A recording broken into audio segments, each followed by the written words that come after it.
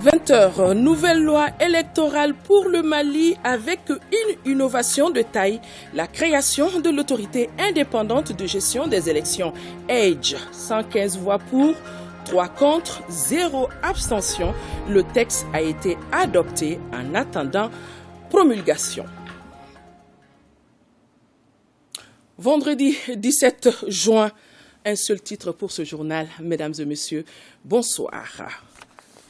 Une nouvelle loi électorale donc pour le Mali, elle a été adoptée cet après-midi par le Conseil national de transition. 115 voix pour, 3 contre et 0 abstention. Mais avant de voter le texte, les membres du CNT y ont apporté beaucoup d'amendements dont une partie n'est pas acceptée par le gouvernement. Les détails de tout cela, c'est avec Chaka Konaté.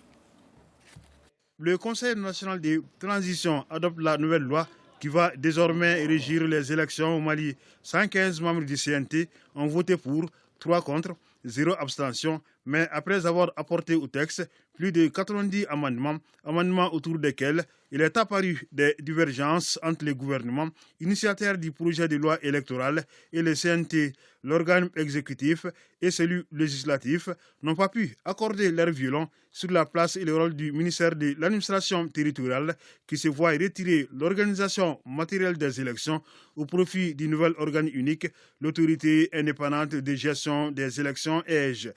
Dire que le ministère de l'administration territoriale ne doit pas intervenir, nous ne comprenons pas. Nous n'avons pas dit que le ministère de l'administration fait les élections. Nous n'avons même pas dit que le ministère de l'administration territoriale fait les fichiers. On a dit que le ministère, puisqu'il a cette compétence pour le moment consacrée par les textes, il fait la révision des listes électorales et il met la liste à la disposition des LEG. En quoi cela voudrait dire que le ministère se substitue à LEG? Il y a beaucoup de points sur lesquels on est d'accord et également beaucoup de points de divergence qui sont quand même très importants pour nous. En mettant l'administration territoriale là-dedans, alors que même dans votre rapport, vous avez relevé, dans notre introductif, c'est noté que c'était de rassembler les missions de ces 3 structures. Donc, pour en faire un seul organe. S'il y a une des structures qui subsiste, c'est clair que ce n'est plus l'organe unique de gestion des élections. Cela dit, on n'a pas voulu créer un organe unique de gestion, je cesse de le dire, l'EDGE ne va pas être créé comme un électron libre. Ce n'est pas du tout le cas. Et surtout, moi je voudrais qu'on intègre que malgré son statut d'autorité administrative indépendante, ça reste quand même une autorité, ça reste un service de l'État, créé par l'État et pour les besoins de l'État, et qui est censé venir en appui à tous les services de l'État avec le traitement spécifique de la question électorale. La ministre déléguée, tout comme son collègue en charge de la refondation de l'État, accepte le verdict du CNT qui constitue, selon la première, une avancée dans la mise en place de l'organe unique de gestion des élections. Nous comprenons la situation et nous félicitons pour l'adoption de la loi électorale. C'est certainement une avancée. Ça va nous permettre certainement d'avancer dans le cadre du processus de mise en place de l'organe de gestion des élections, avec ce texte qui nous est donné. Je remercie la commission loi pour ce travail abattu. C'est un travail scientifique, le président l'a dit, mais c'est aussi un travail politique qui a été fait. 260 personnes écoutées, il faudrait bien le faire. C'est fastidieux et ça, c'est du travail. Le Mali a donc une nouvelle loi électorale. Se réjouit le président du CNT, estimant que l'organe législatif vient de poser un acte historique. L'acte que nous venons de poser est tout simplement historique. Nous avons pu enfin doter le Mali d'une nouvelle loi électorale. Le chemin a été certes long, vous l'avez constaté, très long, pour y parvenir. Il était semé d'incertitudes et d'appréhensions diverses, mais au final, nous y sommes bien arrivés. Et c'est le Mali qui a gagné. Le Maliba a gagné. Et le président du CNT de remercier le gouvernement et tous ceux qui ont contribué de près ou de loin au processus d'élaboration de la nouvelle loi électorale. Un acte historique, comme vient de le souligner le président du CNT, colonel Malick Diaw. Mais d'intenses débats ont jalonné les amendements qui ont été soulevés par la commission loi du CNT. Argument contre argument. Gouvernement était représenté par la ministre déléguée auprès du Premier ministre en charge des réformes, avait donc en face les membres du CNT. Explication, c'est avec Salimata Ndaw et Aliou Touré. Adopté en Conseil des ministres le 24 novembre 2021, le projet de loi portant loi électorale est soumis au Conseil national de transition pour adoption. La commission des lois qui a travaillé sur le document pendant environ 2 mois a fait des amendements. Ils sont au nombre de 92 inscrits sur 86 pages. Avant leur validation, un débat s'est ouvert entre le CNT et le gouvernement. En ce qui concerne les observations d'ordre général, bien évidemment, le gouvernement ne se reconnaît pas dans ce qui est dans ce document, le rapport. Et donc, étant donné que le fondement même de la vision de refondation du système de gouvernance électorale est atteint, contrairement à toutes les prévisions, contrairement au contenu du plan d'action du gouvernement qui a été acté ici, contrairement à la charte révisée ici, contrairement à la table ronde, aux conclusions de l'atelier d'échange sur l'avant-projet de loi électorale. Donc, en l'état, le gouvernement ne se reconnaît pas dans les amendements qui sont proposés ici. Hier matin, l'ensemble des membres de la commission étaient absents dans la salle puisqu'on était excusés pour recevoir Madame la ministre qui est venue à nous avec des propositions d'amendement du gouvernement. Ces propositions d'amendement du gouvernement, nous les avons entre nos mains, nous les avons étudiées avec elle et accepté ce qui était à relever et refuser ce qu'on ne pouvait pas prendre. Et les propositions d'amendement du gouvernement sont ici entre nos mains et vous allez voir que nous avons accepté de les fondre dans nos amendements. Bien qu'il y ait des divergences, les deux parties ont finalement réussi à s'entendre. Au cours de l'examen du projet de loi, la commission des lois pour plus d'inclusivité a auditionné 260 personnes issues de 76 corporations. Tous les Maliens doivent se reconnaître dans cette nouvelle loi électorale, a fait savoir le président de la commission des lois, Souleymane Dey. Voilà donc après le vote de la nouvelle loi électorale, 115 voix pour, 3 contre, 0 abstention. Khadija Toukone, un de nos reporters au CICB, a pu recueillir des réactions. J'ai voté oui parce que à la découverte de ces textes sur lesquels nous avons travaillé bientôt 2 mois, nous l'avons correctement adapté à la réalité de notre pays et aux besoins des Maliens. Parce qu'aujourd'hui, l'un des grands enjeux de notre transition, de la transition malienne, c'est le rassemblement des Maliens. Je vote contre parce que tous les Maliens ont été appelés aux assises nationales et il était du devoir du gouvernement d'attendre d'abord les conclusions des assises nationales avant de soumettre un projet de loi qui se réfère aux assises nationales. Et ce projet de loi aussi se référait à la nouvelle constitution. Je pense qu'il fallait au préalable voter une nouvelle constitution, après proposer ce projet de loi qui institue aussi l'autorité indépendante de gestion des élections.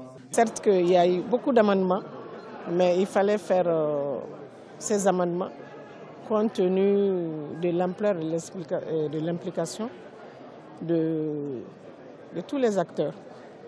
Et c'est comme si on a fait un toilettage, mais c'est vraiment un point de départ pour atteindre les objectifs de la transition. Malheureusement, il n'y a pas eu ce temps ni d'échange, encore moins d'écoute au niveau de ce projet de loi.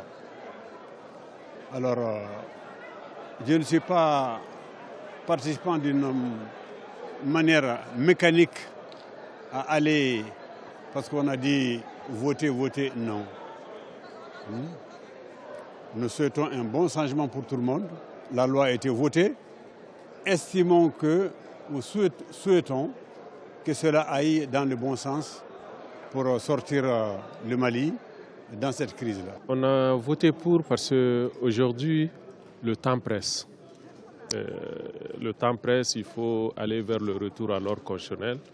Quand le gouvernement nous a proposé cette loi, notre rôle c'était de faire vraiment le toilettage pour que les Maliens puissent se retrouver autour de la loi électorale. C'est une loi vraiment qui a été adoptée aujourd'hui parce qu'on a quand même écouté plus de 260 organisations et partis politiques pour que ça soit vraiment une unité parfaite et totale du pays.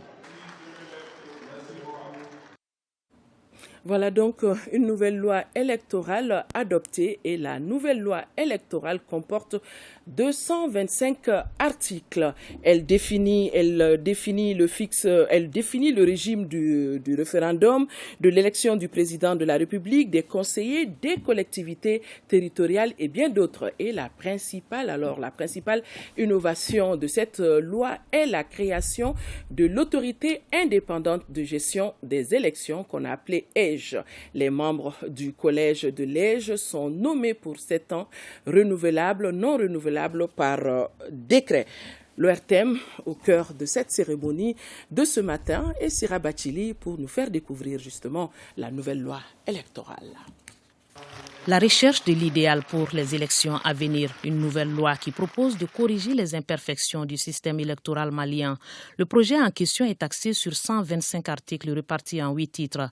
Il fixe dans son préambule le régime du référendum, de l'élection du président de la République, des conseillers, des collectivités territoriales. À cela s'ajoute le régime des membres de l'Assemblée nationale et des conseillers nationaux. La nouvelle loi électorale précise que le suffrage est universel, égal et secret. Cependant, pour plus de clarté et de fiabilité dans les élections, la loi prévoit la création d'un organe unique de gestion des élections. Il est dénommé Autorité indépendante de gestion des élections. EJ en abrégé. L'autorité est dotée de personnalité juridique et d'autonomie financière. Elle a pour mission l'organisation et la gestion de toutes les opérations électorales et référendaires. Pour son fonctionnement et son organisation, après amendement, plus de collèges pour l'EJ, plus d'appels à candidature. L'autorité indépendante de gestion des élections comprend 15 membres, dont 8 désignés par les pouvoirs publics, 7 par les partis politiques et la société civile. L'autorité indépendante est représentée au niveau de chaque région. Elle exerce ses missions en toute indépendance et de manière objective, transparente et impartiale. En ce qui concerne l'observation électorale, les organisations de la société civile et les organismes internationaux peuvent être accrédités en qualité d'observateurs. Sont électeurs les Maliens âgés de 18 ans au moins jouissant de leurs droits civiques et politiques. En ce qui concerne les listes électorales, il est tenu une liste électorale au niveau de chaque commune, ambassade ou consulat. Les listes électorales sont permanentes. Elles sont établies sur la base de données biométriques de l'état civil. Elles font objet de révision du 1er octobre au 31 décembre précédant l'année électorale ou référendaire. Pour les cartes d'électeurs, elles seront remises à chaque électeur au plus tard 48 heures avant le jour du scrutin. Pour la déclaration de candidature, tout parti politique ou groupement de partis politiques légalement constitué peut présenter un candidat ou une liste de candidats. La campagne électorale est ouverte à partir du 21e jour qui précède le scrutin pour l'élection du président de la République et des députés. Le bulletin de vote est unique à souche numérisée. Précision pour les opérations de vote et de dépouillement.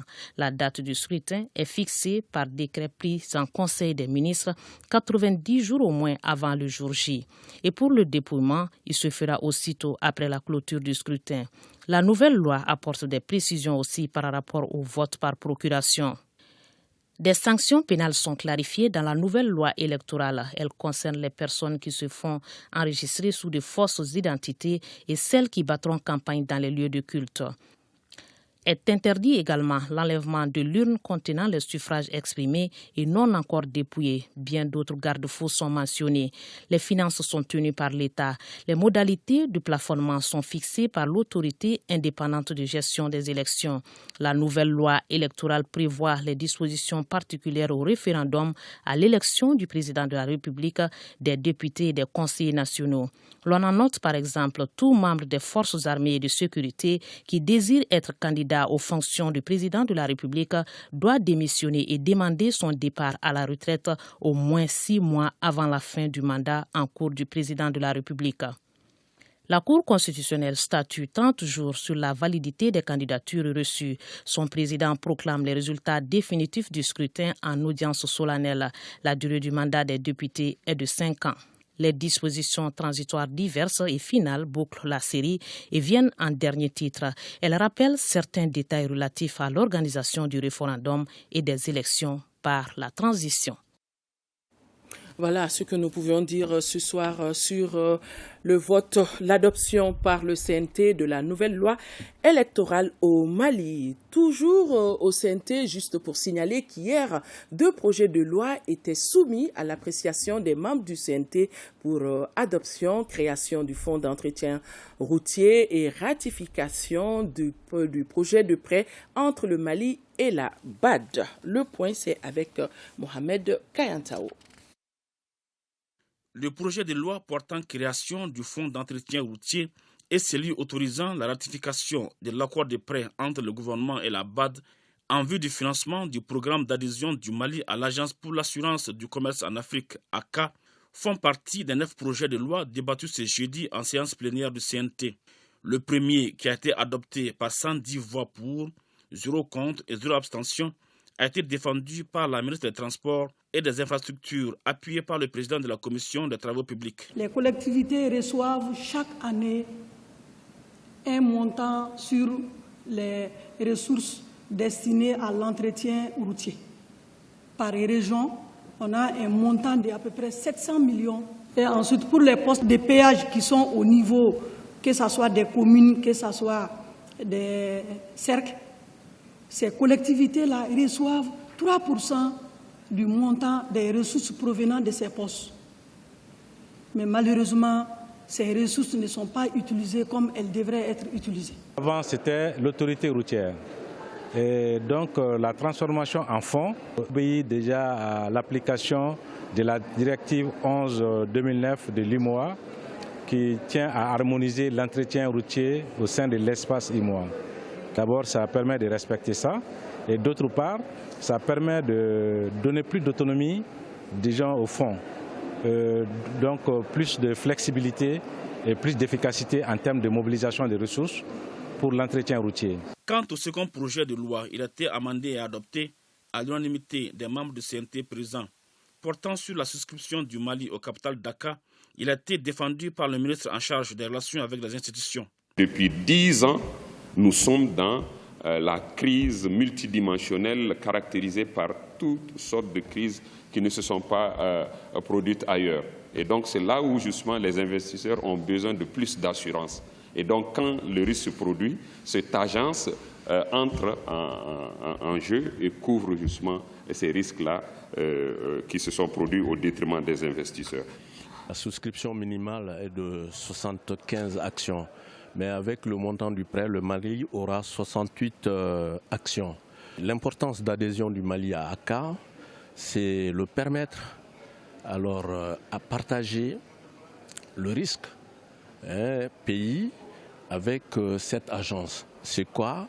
L'agence va apporter une partie de la garantie souveraine que l'investisseur est en droit d'exiger au Mali. Imaginez un peu si on y avait adhéré avant cet embargo, il y a beaucoup d'éléments qu'on ressent aujourd'hui, on ne l'aurait pas ressenti avec notre adhésion. Pour ce qui concerne le projet de loi portant création du fonds d'entretien routier, les membres de CNT recommandent principalement la mise à disposition des moyens de contrôle efficaces sur la redevance d'usage routier et des produits pétroliers. Même recommandations pour la gestion efficace des péages. Le calendrier du chef du gouvernement, du Premier ministre, est à présent pour encourager les compatriotes à payer les frais de péage. Le chef du gouvernement, en partance pour cent, est descendu tout simplement au péage de Bla pour s'acquitter de la taxe indispensable à l'entretien de nos routes. Le Premier ministre a également rendu hommage aux victimes de l'attaque terroriste qui avait visé le poste de péage de Sianso. Exemple de bonne citoyenneté, nous relatent nos envoyés spéciaux Alousseni Touré et Moulay Sidibé. Au poste de péage de Bla, le chef du gouvernement a voulu donner l'exemple en descendant de son véhicule pour payer les frais de péage de toute la délégation.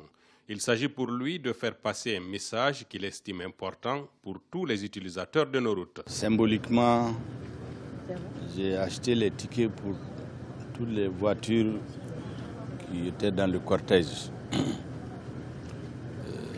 C'est symbolique, mais c'est un message que je voudrais faire passer à tous les Maliens. Quel que soit leur rang dans la haute administration, dans les forces de défense et de sécurité, quel que soit leur rang social,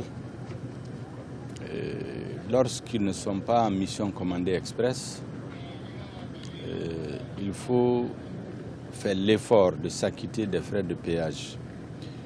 Vous savez, c'est avec ces frais que le gouvernement fait l'entretien routier. Et lorsque j'ai fait ce geste, symbolique mais assez parlant, les agents m'ont indiqué effectivement qu'ils ont quelques difficultés souvent avec certains agents de l'État, de la haute administration et souvent des forces de sécurité. Je voudrais donc lancer un message de sensibilisation à tous, qu'on s'autodiscipline, c'est plus important parce que nous sommes dans un processus de reconstruction de la conscience nationale. Même exercice au poste de péage de Scienceau, non loin de San. Ici, le Premier ministre a saisi l'occasion pour rendre hommage aux victimes de l'attentat survenu le 11 juin dernier et ayant occasionné mort d'homme. Ce poste, je suis venu le visiter à son tour pour de visu constater ce que j'ai vu à la télévision nationale. C'est un message aussi que je vais faire passer et au nom des plus hautes autorités de notre pays à l'attention de ces Maliens qui risquent leur vie en étant dans les postes de péage. Vous voyez, ça c'est un agent très assidu qui est venu de bonne heure seul ouvrir le poste. Et c'est pendant qu'il était seul que 6 terroristes lâches l'ont agressé et l'ont tué. Je suis venu donc exprimer la solidarité des hautes autorités à l'attention de tous les Maliens qui assurent la sécurité des personnes et des biens dans notre pays. Ce geste du chef du gouvernement, il faut le souhaiter, fera tache d'huile dans un pays où certaines catégories de personnes s'estiment non concernées par le péage pour des raisons évidemment fallacieuses. Le rôle de la jeunesse dans la refondation de l'État était au centre d'une conférence débat organisée par la jeunesse URD de la Commune 6. Les organisateurs entendaient attirer l'attention des autorités de la transition sur les rôles que peuvent jouer les jeunes dans le Malikoura. Mohamed Kayantao. Cette conférence débat intervient quelques mois après la tenue des Assises nationales de la refondation, à laquelle 84 000 Maliens représentant toutes les couches socio-professionnelles avaient pris part. L'issue de ce grand rendez-vous national avait permis la formulation de 517 recommandations, dont une soixantaine d'actions prioritaires. La jeunesse de l'Union pour la République et la démocratie, qui n'entend pas rester en marge de ses activités, a organisé cette conférence pour étaler le rôle de la jeunesse dans la refondation de l'État. La jeunesse, effectivement, représentant les 70% de la population, s'est mobilisée à travers effectivement le pays, à l'intérieur comme à l'extérieur effectivement, pour voir effectivement un nouveau Mali, le Malikoura. Pour le premier vice-président de l'URD, la refondation de l'État est loin d'être un slogan. Il a justifié ses propos par un bref rappel de l'idéal du parti. Je vous rappelle que le 1er juin 2003, nous avons adopté une charte. Cette charte est intitulée « Le Mali d'abord ». En 2013, notre président Feu Soumaïla Cissé, dans son programme présidentiel, a nommé le programme pour un Mali nouveau. Parmi les questions adressées au ministre de la refondation de l'État, chargé des relations avec les institutions, celle relative à l'officialisation de la langue nationale a le plus attiré l'attention de l'assistance. Les langues sont le substrat du développement d'une nation. Toutes les nations qui ont pu se développer se sont arc-boutées sur leur propre culture et leur langue. Et c'est une recommandation forte des assises nationales de la Chambre, de promouvoir notre culture, de promouvoir nos langues nationales et même d'en faire des instruments de travail dans nos administrations publiques. En qualité de membre du gouvernement et militant de l'URD, Ibrahim Ikassa Maïga a invité la jeunesse à être fière du rôle qu'elle joue pour permettre au Mali de retrouver ses lettres de noblesse. L'Association des médiateurs des pays membres de l'UEMOA en conclave à Ouagadougou, c'était du 6 au 8 juin dernier. La rencontre en question a porté sur les défis majeurs auxquels l'UEMOA est confrontée, notamment les préoccupations sociopolitiques et sécuritaires. Commentaire Saloum Kanouté. C'est un soutien de plus au Mali par rapport à l'embargo de l'UEMOA et de la CEDEAO depuis des mois. Le pays bénéficie de la solidarité de l'Association des médiateurs des pays membres de l'UEMOA. L'AMP-UEMOA a donné de la voix au cours de son assemblée générale tenue le 6 au 8 juin à Ouagadougou. L'association est également aux côtés du Burkina Faso et du Niger pour faire face à la crise sécuritaire notamment. La déclaration issue de la rencontre reflète l'engagement de ces médiateurs. Dans cette déclaration, l'AMP-UEMOA exprime ses inquiétudes par rapport à l'évolution de la situation sécuritaire.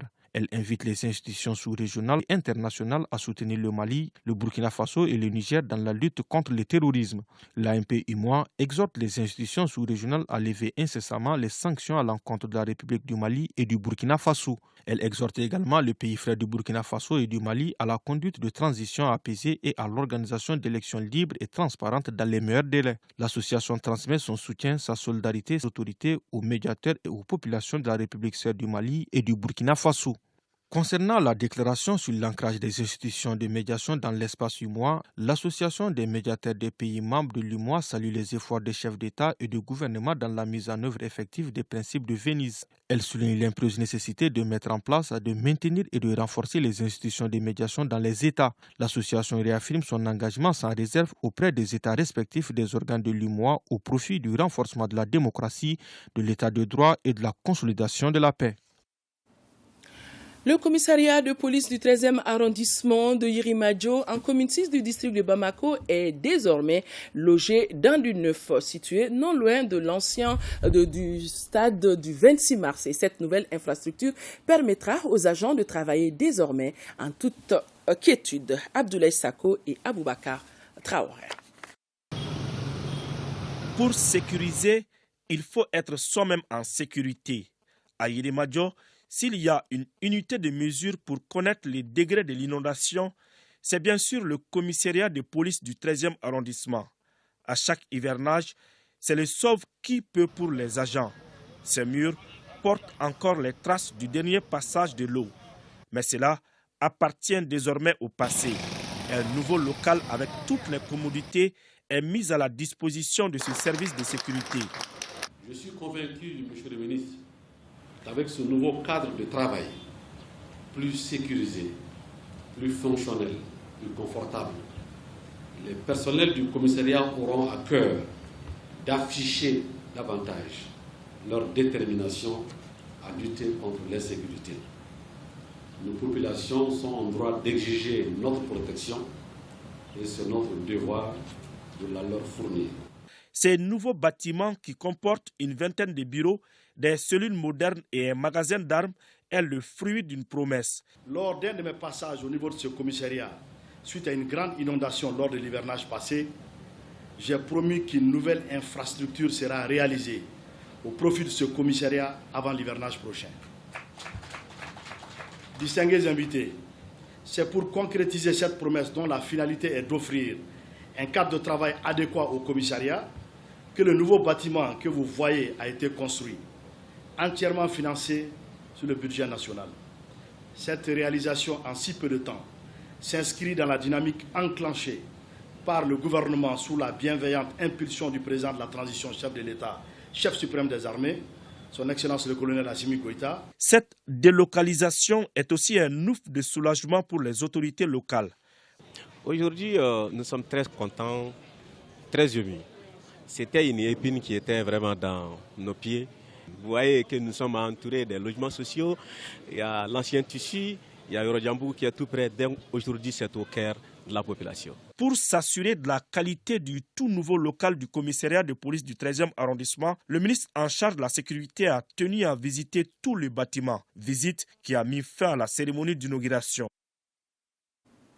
Plus de 35 millions de francs CFA, c'est la valeur des équipements, de réactifs et de consommables remis au laboratoire central vétérinaire de Bamako. L'initiative est du Centre régional de la santé animale avec l'appui financier de l'Union européenne. Amchata Koulibaly nous en parle. Pour répondre aux besoins de la santé animale et préserver la santé humaine, le Centre régional de la santé animale sur financement de l'Union européenne dote le laboratoire central vétérinaire des équipements, des réactifs et consommables. Le coût total de ces équipements s'élève à plus de 35 millions de francs CFA. Par conséquent, l'équipement de ces labos est important pour la mise en place d'un système de santé solide. Le CRSA, dans la zone du projet PREDIP, a identifié 2 laboratoires régionaux, à savoir le laboratoire central vétérinaire de Bamako et le National Veterinary Research Institute, NVRI, de Vom au Nigeria. Ces équipements sont d'une grande importance dans le fonctionnement du laboratoire. Je fais la promesse, au nom de tous mes collègues du laboratoire central vétérinaire, de faire un très bon usage des réactifs et consommables, ainsi offerts par le CRSA, afin d'en tirer le maximum pour fournir des diagnostics de haute qualité. Cette remise de matériel et équipements permettra sans doute de renforcer les capacités de diagnostic du laboratoire central vétérinaire du Mali. J'invite la direction du laboratoire à faire bon usage de ces produits et invite nos partenaires à faire encore davantage pour soutenir cet outil précieux dans la protection de l'élevage africain. Une signature des documents de donation et la visite guidée des locaux du laboratoire ont meublé cette cérémonie de remise d'équipements.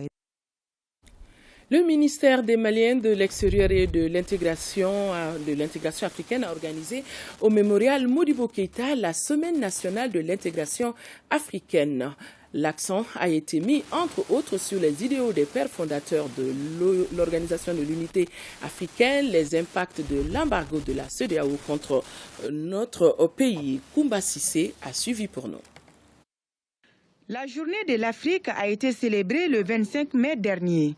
En dehors de cette journée, le ministère des Maliens établi à l'extérieur et de l'intégration africaine étend ses activités. Il vient d'organiser une semaine nationale de l'intégration africaine pour parler de la problématique liée à l'intégration africaine. L'objectif de l'édition 2022 de la Semaine nationale de l'intégration africaine est de véhiculer les idéaux du panafricanisme.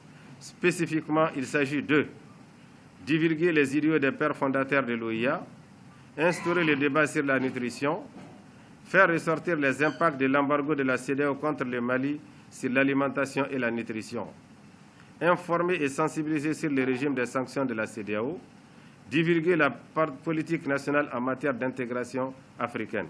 Le Mali se glorifie toujours de l'hospitalité qu'il accorde aux ressortissants des autres pays d'Afrique. Une réalité confirmée par le président de la Fédération des communautés africaines au Mali. Le Mali est resté le berceau de l'intégration. Et nous qui sommes des Africains ici au Mali, et nous en avions bénéficié et nous continuons toujours par en bénéficier. Notre souhait aujourd'hui, c'est que vivement l'embargo puisse être levé et que la paix revienne. Cette semaine nationale de l'intégration africaine organisée au mémorial Modibo Keïta a tout son sens. Selon les organisateurs, c'est pour s'inspirer de la lutte que les pères fondateurs dont Modibo Keïta ont menée pour l'Afrique. 5e session ordinaire du conseil d'administration de l'école de journalisme, l'école supérieure de journalisme et des sciences de la communication. Le budget de l'exercice 2022 est de plus de 520 millions de francs CFA. Compte rendu Valentin Roger Diallo. Tout comme les autres structures publiques, l'École supérieure de journalisme et des sciences de la communication a aussi connu des difficultés dans son fonctionnement normal. Des difficultés dues surtout au Covid-19, mettant par exemple en retard la mise sur le marché de l'emploi de ses 21 tout premiers diplômés. J'en veux pour preuve que les 21 récipiendaires de cette promotion auraient dû recevoir leur diplôme un an plus tôt. Qu'à cela ne tienne, il nous revient ici de fixer le cap et d'inviter la direction de l'école, dont le premier responsable vient d'être nommé, à se donner les moyens d'atteindre les objectifs fixés par les autorités nationales.